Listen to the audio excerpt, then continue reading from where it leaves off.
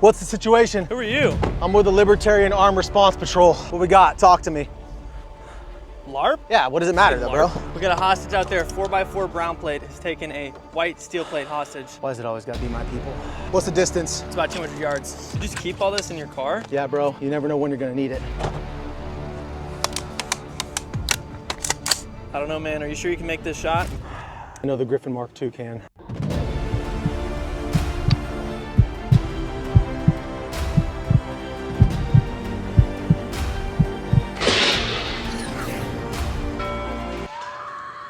Oh, oh. What'd you do? Is he down? We should get the out of here. Hey, it's my fucking bike. What the hell? Hey, dude, come back. Bro. Yo, bro. Yeah. I think we should just wait for the police. When seconds count, the police are minutes away. Got this.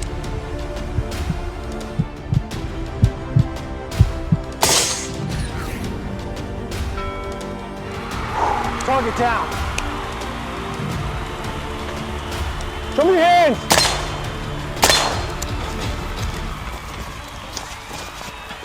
Can't hurt you anymore, baby. We're safe. Come on, let's go. Nice work. What's your name again? Yeah. You have a YouTube channel? Yeah, Speedy and Shoots. Nice. I'll check it out. What is happening, all you sexy warriors out there? Welcome back to the channel. Today, we're gonna be talking about the Griffin Mark II 12.5 mid-length AR pistol. We're gonna be talking about the accuracy, the reliability, the features and benefits, and then how did it shoot, and we'll wrap it all up at the end with my summary. Let's get into it.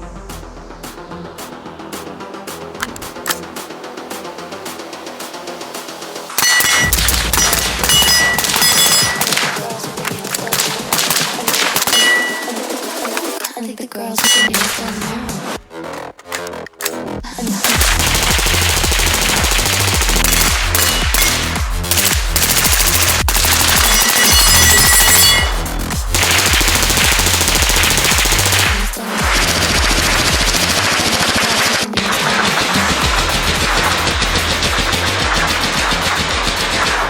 Alright y'all, welcome back to the channel. Today we're going to take a look at this Griffin Mark II 12.5 in a mid-length gas system that has really grown on me over the past several months of me owning this and shooting it a bunch. But first, before we get into all the details of how this thing performed, we first have to go through our full disclosures. So for full disclosure, I did ask Griffin Armament to send me this pistol out. They were kind enough to do so, so thank you to Griffin for sending this out. However, as you guys know, my number one priority is authenticity and honesty, so I'm going to give you guys my honest opinion about how this thing performed, the good and the bad. And the last thing we need to cover before we start talking about the gun itself is the sponsor of the channel, which is Brownells. Guys, if you do want to support the channel, please head over to rangedaybro.com. You can check out our discounts page. You can use bro code RDB10. Saves you guys 10% off over at Brownells, $150 or more. And that's reusable, unlimited. Share it with your friends. It really helps the channel while saving you guys some money. Don't buy anything you don't need, but if you're gonna buy it anyways because you're a degenerate, please use my codes. I really appreciate that. Also, while you're over there, make sure you sign up for our email list and then all the other things like, comment, subscribe. I really appreciate every single one of you guys for supporting the channel. All right, guys, now that we got all that out of the way, we're gonna cover this pistol from blast end to ass end as we always do here on the channel and talk about all the good and the bad as we go from front to back. So starting up here at the front is actually not a Griffin armament suppressor. This is from Energetic Armament, and this is their Ferox 6mm can. I'm a huge fan of these cans, and I work for Energetic for full disclosure, so that's the can that I chose to run during this 1,000 round review. Now, it's important to note all 1,000 rounds were shot suppressed. So moving back from the suppressor to the barrel, let's talk about the accuracy a little bit. This is a 416R stainless steel barrel, which contributed to the accuracy I was able to group with this thing, a 1/2 inch group at 50 yards, which translates to a 1 MOA gun at 100 yards. All right, guys, so we just zeroed the Griffin 12.5 and look at that group right there. That is a under a 1/2 inch group, which is pretty amazing. It is 50 yards, so keep that in mind, but still pretty incredible accuracy out of the Griffin 12.5 with 77 grain AAC ammunition. For those of you who don't know, 1 MOA at 100 is 2 inches at 200, 3 inches at 300, so on and so forth. So we were able to easily reach out the distance with this thing out to 450 yards on a reduced C-zone plate, and we were shooting multiple times with quick follow-up shots at 300 yards on a 6-inch plate, which translates to 2 MOA, well within the capability of the Griffin barrel. So very impressed with the accuracy. If you're gonna make the sacrifice to have a shorter barrel life, again, that's very subjective depending on the ammo you're running and the rates you're running it at, but in general, chrome line barrel barrels tend to last longer, or it is understood they last longer than a stainless steel barrel, but the trade-off is you get a more accurized barrel out of stainless steel. I don't mind this gun not having a chrome line barrel if I'm gonna get that kind of accuracy out of it, and that's exactly what we saw, so I'm very happy with that. This gun does come with a pin gas block, which I love to see a bomb-proof pin gas block installation. Is it always necessary? People argue it's not. I like to see it because why not? Kind of guarantees that that gas block is not gonna rotate on you if the rail gets struck, and this rail is very close to the barrel and the gas block, which is one of my biggest complaints about this rifle. We might as well just hop right into it, is that up here in the front, the gas block is closer to the front of the handguard because it's a mid-length gas system, so it's a little bit further forward than a carbine length gas system, which has a ton of advantages we'll talk about here shortly. But the only disadvantage is that this handguard being so slim, the problem is you can't use any of your Picatinny slots up here in the front because the screws are just too long and they actually impact your gas block. So that is one of my biggest complaints about this pistol right here, because if you notice, my Picatinny section is further to the back than I'd like it. I like it right up here at the front, but the gas block ends right there. And so the M-lock screws actually impact that and don't allow it to tighten down. So I chose the shortest pick section I could find. It's a 3-slot, just to be able to put it up here in the front and mount my bipod. But unfortunately, I was very surprised by the fact that this rail just isn't thick enough to give you enough clearance between the gas block and the rail to actually use the M-lock screws. So effectively, these are useless M-lock slots in the front. Aside from that, I really have no other complaints about the handguard. Is it my favorite? No. And I'm not the biggest fan of it aesthetically. Again, it works. It gets the job done for sure. And a 12.5 5.56 gun is not something people are typically mounting a bipod on the front of.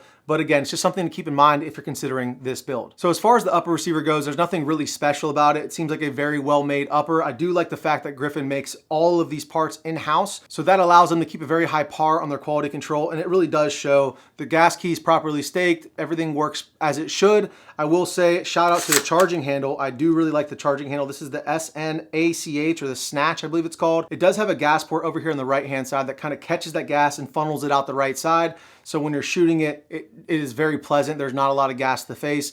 That is in combination with the mid-length gas system and the buffer spring and tube, which we'll talk about in a second. But this system, and Griffin advertises this, obviously their suppressor company, as being an optimized system for shooting a gun suppressed, although they also tell you that it's gonna run reliably unsuppressed as well, due to them not undersizing the gas port to achieve this.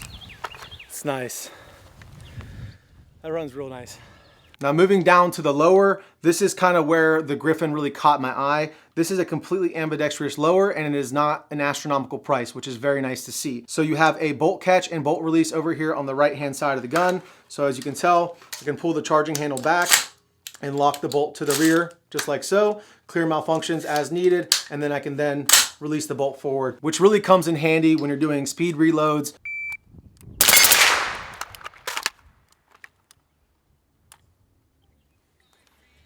I lost my lower. So as you guys saw, I just went to use the Griffin Mark II ambidextrous bolt release, forgetting that I switched back to the Daniel Defense lower because it has the FRT trigger, and that was a catastrophic mistake that I will not make again. And just shows you how much better the ambidextrous lowers are. Also, again, the biggest part is that is a fully ambidextrous, so you can lock it to the rear and unlock it, which is my favorite style. It is in the lever style there as well, so better than, in my opinion, the paddle switch. I do like the paddle switches, but for releasing the bolt, you have to go all the way up on a paddle ambidextrous lower in order to kind of drop it loose. It's much easier for me to do the clean sweep. The lower is forged, and it has a pretty aggressive but nice magwell on here, so you don't have to worry about missing your speed reloads. And also HRF Concepts just came out with a magwell for this that I am hoping to get soon, but it doesn't really need it. Like, it's very easy to funnel that guy in, and I'm at a weird angle right now, as you can tell. It's a very generous magwell, which I like that it's just built right into the lower. It has a built-in trigger guard. The other side of the gun has an ambidextrous mag release, which I can go with or without, but it does have some pretty nice shielding. Not as aggressive shielding as I'd like, but it is a little bit more difficult to actuate, which I prefer as a right-handed shooter. Again, this lower is kind of my favorite ambidextrous lower for the price, especially as of today. And moving forward, you'll likely see a lot more of these lowers on the channel because I am gonna probably pick up a couple more of these for some uppers I have laying around. They're just a really well-made lower, and they're not overly complicated. They're pretty simple, but it just gets the job done, and they feel great, they look great, so I'm a big fan. It also has an ambidextrous safety selector, which is longer on the left-hand side and shorter on the right, as it should be for right-handed shooters, but it is very snappy, nothing really special. I do prefer a 45-degree throw, but it works, and it's nice that it comes ambidextrous like the rest of the lower does. It also has a built-in trigger guard, which is oversized, which is nice if you're wearing gloves. Comes with a BCM gunfighter grip, which is a perfectly adequate grip. I like the grip angle, texture, everything feels good about it. As far as another part that I would likely change out, or I will likely change out here in the near future, is the trigger. It's just a mil-spec trigger. There's absolutely nothing wrong with it, but I've just been spoiled by higher grade triggers and Geisley triggers I've been running for many years now. So to me, this trigger feels mid at best, and triggers are a very subjective topic. So everyone's got their own brand that they like, even though they're wrong if it's not Geisley. So this is probably gonna get swapped out pretty soon with a G2S trigger. Now moving back from there, I wanna talk about the buffer system, because Griffin's buffer weight combined with this mid-length gas system has made this thing an absolute dream to shoot. Not only was this one of the softest shooting guns I've ever shot in my life, it also had 0 malfunctions through 1,000 rounds, so 100% track record on the reliability front. And that's not easy to do when you have a gun that recoils so softly and so smoothly.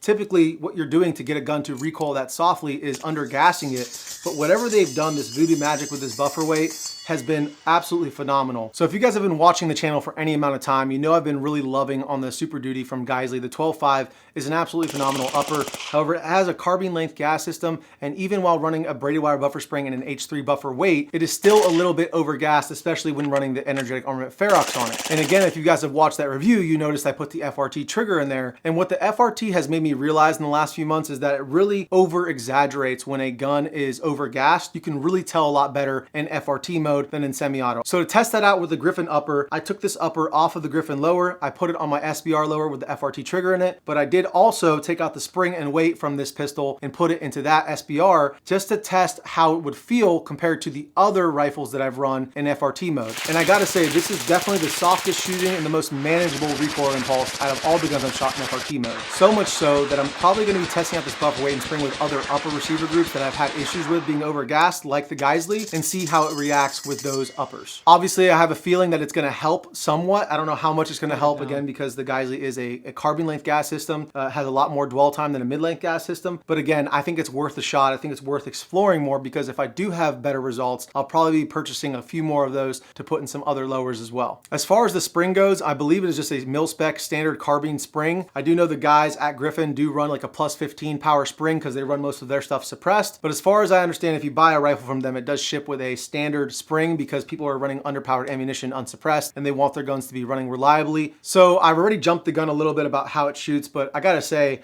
this gun really grew on me, because at first I wasn't the biggest fan of it aesthetically, not a huge fan of the handguard. Really, that was the main thing, is the handguard. It really changes the look of a rifle when you put a Mark 16 on here or something. So you'll likely see this rifle with a different handguard in the near future. But as far as straight performance goes, this thing is an absolute dream to run, whether an FRT or semi-auto. Again, the trigger's gonna get swapped, the handguard's gonna get swapped, and then I have a feeling this is gonna inch its way further up in my rankings as one of my new favorite 12.5s. So let's talk really quickly about the setup. So up here in the front, we have the Energetic Armament Ferox, which we've talked about already, direct threaded. I will be putting a rear and muzzle device on this in the near future, just because, again, I like reared and stuff. It doesn't add that much weight or length to your gun. So that is going to be coming in the near future. We have the Griffin Armament iron sights that are on here. They're pretty great for the price, I would say. They look a lot like Knight's iron sights, but they work just fine. There's nothing really special about them. They are actually steel, which is nice. We are running a Surefire Vampire Micro on the side here, so it has white light as well as IR just by twisting the head. 100 Concepts light cap on the front. We have the Griffin Armament rail panels here. It also came with their hand stop, which I'll show you guys real quick right here, which will probably come back onto this rifle again because of the placement of that pick section in the front. It does come with this. They do make these in-house. They are Griffin Armament made, so that's really cool as well. I like that it comes with this standard out of the box, so it comes like a plug and play rifle, which is really cool. We are running a Magpul QD swivel on the top here. There are no QD slots on the handguard itself. Again, another reason I'd probably swap the handguard out. As far as an optic setup goes, we have one of my favorites, the EOTech Voodoo 1-10. I absolutely love this thing. A lot of people would say this is too much glass for a gun like this, but I guarantee you it's not. It's really nice to have, especially for observing targets, identifying targets at range, and also taking those longer shots at distance. It has wind holds. It's just a really cool optic, and it really stretches out the effective range of a platform like this. It is in a Badger condition one, 1.7 inch height mount. It does have the top dot with the Holosun 509T on there. I've had this for a very long time. It's a really good dot, honestly. And I really love this optic setup together. Great for passive aiming on the top dot, and then long range shots or close range stuff on the 1 to 10 Voodoo. As far as the back goes, we have an SBA 4 pistol brace on here. It does come with the SBA 3, I believe, but I swapped it out for this guy because I just love these things aesthetically. They look really good and they just are a lot more comfortable for me to shoot with. So that pretty much wraps up the